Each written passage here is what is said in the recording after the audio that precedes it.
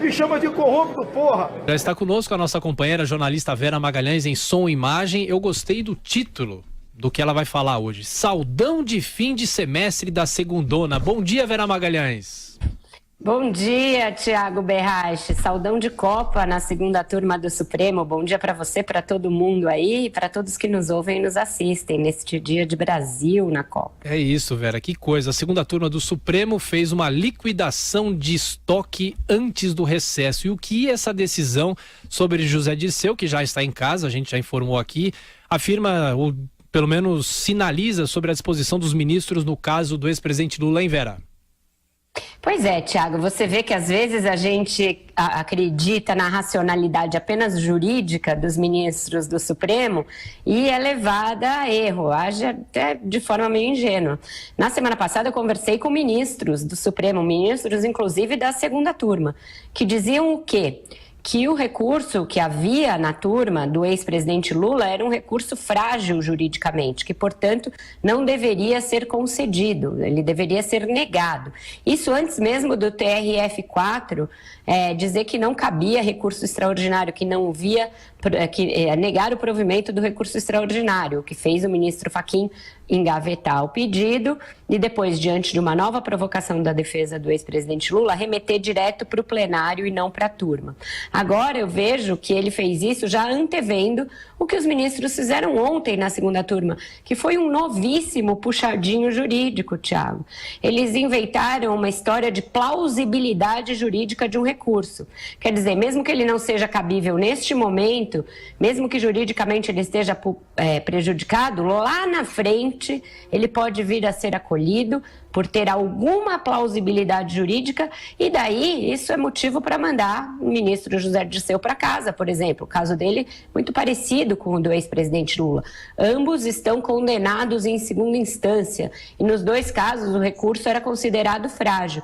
No caso do ministro José Dirceu, a ânsia de mandá-lo para casa antes do recesso era tamanha que o que se concedeu foi um habeas corpus de ofício num pedido, ou seja, sem a defesa pedir, o Toffoli se antecipou e isso com um pedido de vista já feito pelo ministro Edson Fachin. O que se tem na prática é uma divisão imensa no Supremo, cada um disposto a votar de acordo com as suas circunstâncias políticas, as suas convicções, eventualmente convicções, e as conveniências do momento. Então isso mostra uma corte que já não se atém mais à Constituição. A Constituição é apenas uma desculpa para essa ou aquela inflexão, essa ou aquela invenção.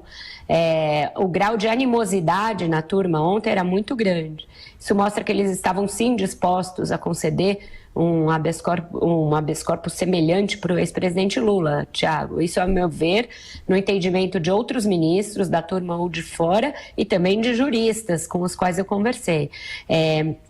O ministro Lewandowski chegou a virar para o Edson Fachin, relator da Lava Jato no Supremo, e dizer que ele estava usurpando sistematicamente, adotou um mecanismo de usurpação sistemática dos poderes da turma ao avocar os casos para o plenário. Ou seja, o senhor tirou aqui a chance da gente fazer o que a gente pretendia fazer.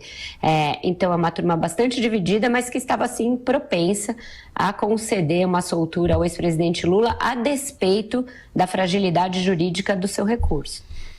Ok, Vera, mas para quem atua isso não é grande surpresa. HC de ofício é comum, as câmaras criminais concederem.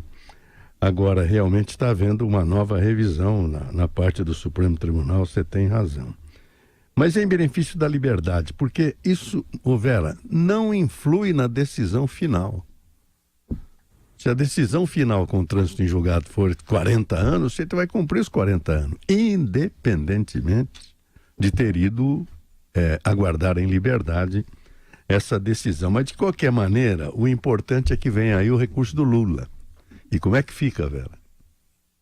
Eu concordo com você, Joseval, e eu sei que é uma discussão jurídica bastante controversa e que tem muita divisão de pessoas de bem dos dois lados sobre o cumprimento imediato da pena a partir da condenação em segunda instância ou só após o trânsito em julgado.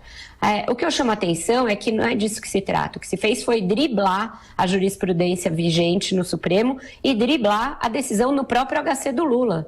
Portanto, é sim um puxadinho. HC de ofício existe? Existe. HC de ofício com um pedido de vista já feito, aí eu acho que é um duplo twist carpado. O Lula agora vai para o plenário. E essa reclamação dele não é nem pedindo... Veja, eles não vão nem dar o efeito suspensivo da pena, o que seria aí sim reconhecer que não deve começar a ser cumprida. É alguma coisa ligada à plausibilidade de um recurso vindouro, futuro.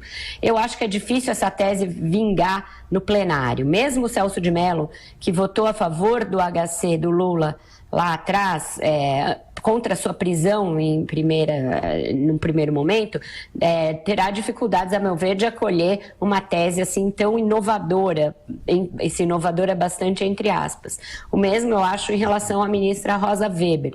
Mas há um outro movimento, além desse, de julgar o recurso no plenário, que é o de colocar as ações que discutem a constitucionalidade da prisão em segunda instância para votação.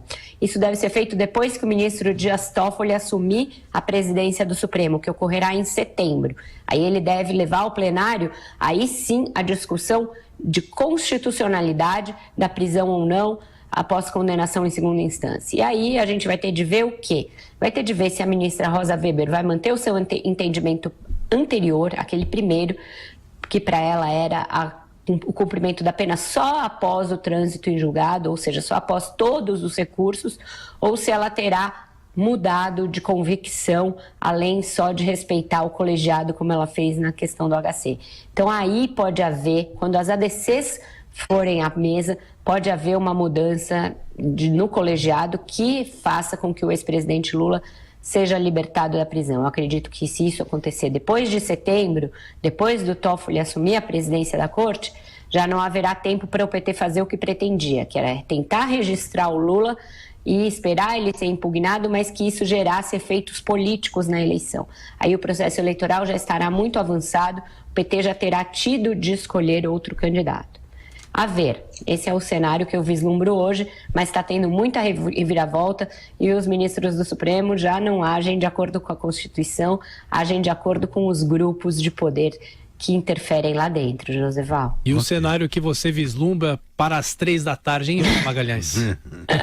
Igualmente conflagrado, Thiago Berraich. Ontem eu apostei 3-0 no 3 em 1, mas foi mais uma vontade do que uma crença. Se a gente ganhar, já tá bom.